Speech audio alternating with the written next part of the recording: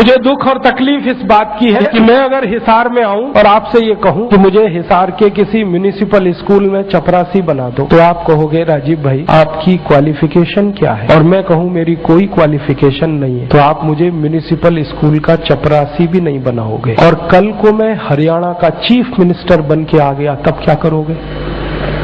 उसी zero qualification पर मैं हरियाणा का अगर चीफ मिनिस्टर बनकर आया तो आप मेरे गले को मालाओं से लाद दोगे और जिंदाबाद इतनी करोगे तो सारा शहर बहरा हो जाए। ये विडंबना है हमारे देश की। जिस व्यक्ति को मिनिमम क्वालिफिकेशन के आधार पर किसी स्कूल का चपरासी नहीं बनाया जा सकता, वो व्यक्ति मुख्यमंत्री हो सकता है, राज्यपाल हो सकता है, प्रधानमंत्री हो सकता है, राष्ट्रपति हो सकता है। विडंबना इस देश की पता है क्या है? जिस व्यक्ति ने जिंदगी में कभी खेत में हल नहीं जोता वो कृषि मंत्री। सालों साल इस देश में शिक्षा मंत्री ऐसे लोग रहे जो कभी स्कूल नहीं गए पढ़ने के लिए। मैं बस नाम नहीं ले रहा हूं, बाकी आपको सब पता है। इस देश में एक व्यक्ति ने जिंदगी में कभी चाय की दुकान नहीं चलाई, वो देश का वर्षों वाणिज्य मंत्री रहा जिसने दुकान नहीं चलाई कभी।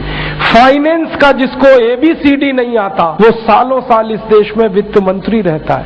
जिसने कभी अपने बेटे और बेटियों को भारत की सेना के लिए भेजा नहीं कुर्बान होने को, वो देश का रक्षा मंत्री हो सकता है। और जिसको अपनी रक्षा करने के लिए सैकड़ों जवान लगते हैं वो देश की क्या रक्षा करेगा?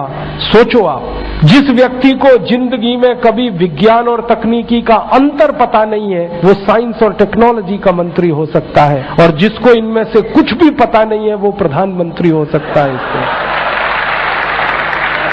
ये विडंबना है हमारे देश की।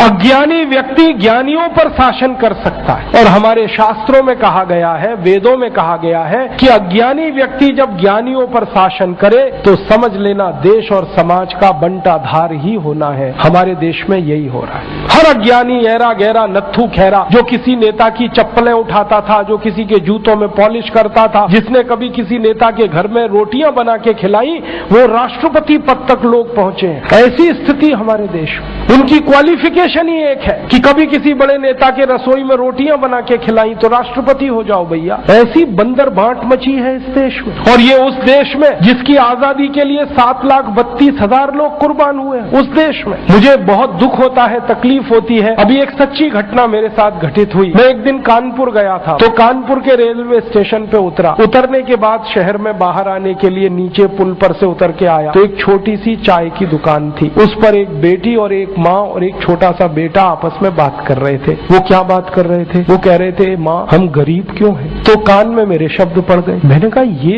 इस तरह का प्रश्न कोई अपनी माँ से पूछे तो मुझे लगा ये कोई साधारण लोग नहीं है, कुछ तो इनमें असाधारणपन है। चल के पूछा जाए कौन लोग हैं, परिचय लिया जाए। तो मैं गया उस दुकान पे, मैंने पूछा आप लोग कौन है? तो उन्होंने कहा कि हम तात्या टोपे के परिवार के लोग।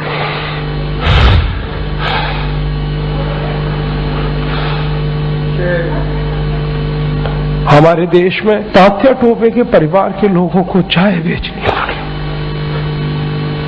और गद्दारों को सिंहासन मिले।